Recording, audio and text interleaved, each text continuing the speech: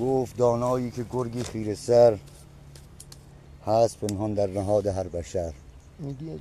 لاجرم جاری است پیکاری سترگ، روز و شب ما بین این انسان و گرگ. زور بازو چاره این گرگ نیست،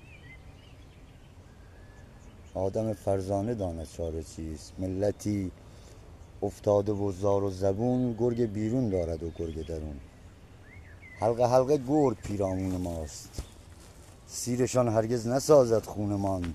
گر چنین بر ما بزرگی میکنند، بره میبینند و گرگی میکنند.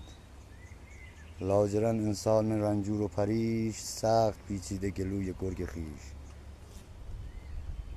هر که با گرگش مدارا میکند، خلق و خوی گرگ پیدا میکند. مردمان گر یکدیگر را میدرند، گرگ هاشان رهنما و رهبرند.